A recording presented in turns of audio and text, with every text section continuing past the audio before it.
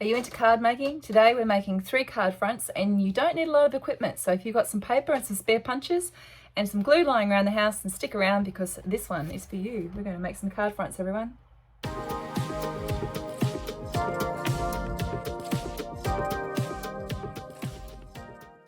In this project I'm using 3 different punches that I've got in my stash. I had a square, a circle and a hexagon of old paper pads, but any paper will do. So if you've got any paper lying around, whether that be textured, plain, 12 by 12 or some of these 6 by 6 pads, that's fine for this project. And I have a ton of these sticker sheets and things that have been left over from other projects, so I'm going to try and use up some of that extra leftover things as well. What you will need to do is cut out some cards so that you have got something to put the front of your creation on. The cards that I'm using are a square box card and they are 135 millimeters wide and high. And I cut out a piece of white card a little bit shorter than that, so 132 millimeters wide and high, so that will fit on the front of the card. Right, so let me just change the camera around and let's get on to making these 3 card fronts. So here's a quick look at the 3 card fronts that we're going to make today, using a variety of scrap papers and any geometric punches that you have on hand. In this project we're going to start with the square punch, and I'm going to punch out 9 squares from the various pink papers that I have here. If you don't have a punch, you could also cut squares. Once you have them punched, arrange them out on your card in a pattern that you like. It doesn't matter if you have 2 of the same pieces side by side. I had a stripy one, I just turned it slightly, so you may want to turn yours and that gives a different effect anyway. To set my first square, I actually used the grid placemat that I'm working on, and then from there I just eyeballed the shorter borders in between each of the pieces. I had a book of rub-ons that I had in my kit and it's been there for a very long time, years in fact, so I dragged that out to use this for the title on the card. Sometimes if rub-ons are left for a very long time, you need to really burnish them well, otherwise they won't come off. These didn't do too badly, happy with that. And there you have the first card, very simply done. Variations can include the colour, or you may want to do a bit of inking around the edges to give it a bit more of a dimensional look. You can include titles of any type that you may have lying around. These could be stickers or from sentiments on cardstock. And I finished up by rounding the corners. Now we're on to card 2, and for card 2 we're going to use the hexagon punch and a different set of pattern papers. I'm going to begin this one by cutting out 4 each of the hexagons from 3 of the pattern papers.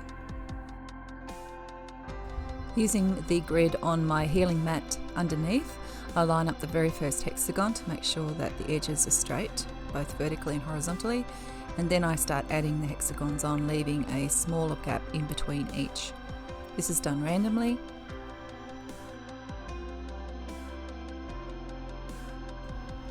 The choice that I've made about adhesive is using the glue pen. I find this is much easier, especially for small pieces.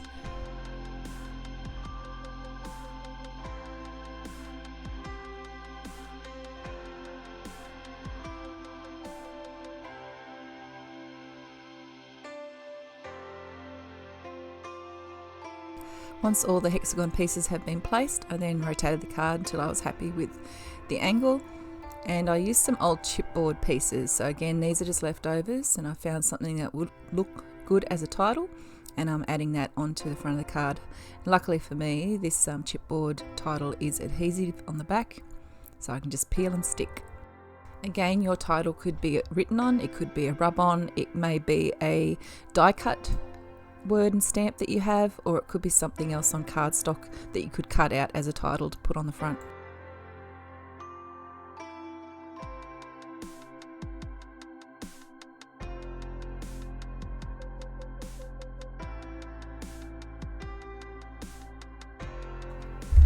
Now on to card 3, I'm using my circle punch. My circle punch is having a few issues which made it chew up a lot of the circles on one edge. I'm going to have to sharpen this one somehow. Anyway, I punched out 3 each of the colours that I had left of the adhesive cardstock, and then I began putting that onto the front, overlapping in lots of various ways.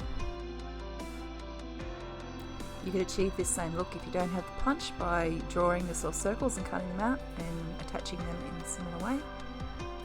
So I laid them all out on the front of the card first before I started taking the backing off and sticking them down.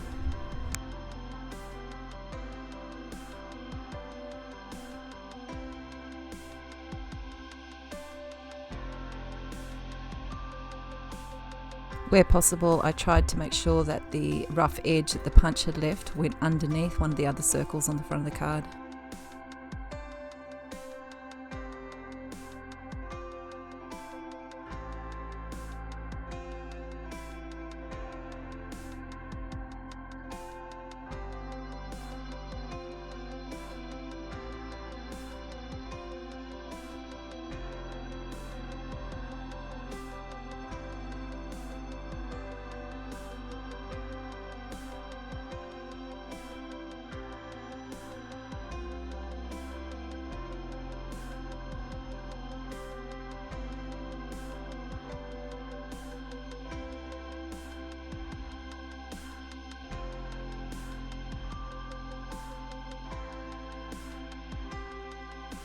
Once all the circles were down, I had a transparent sticker sheet, so what I did was took one of those off and put it onto the adhesive cardstock, and then I cut around that, and then I also mounted that onto some white just to give it a little bit more of a border to make it stand out on the front of the card. After I'd done that, I attached it to the front.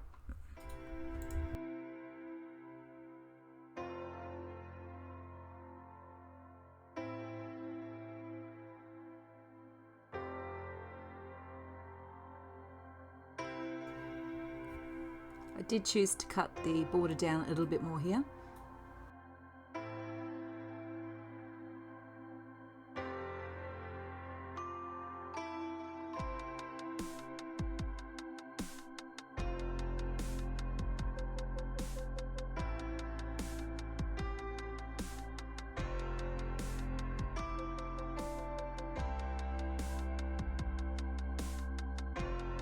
And there you have it, some very simple card fronts using some geometric shapes. Thanks for sticking around and watching the making of the cards. I really appreciate it, and keep creating, and I'll catch you on the next one.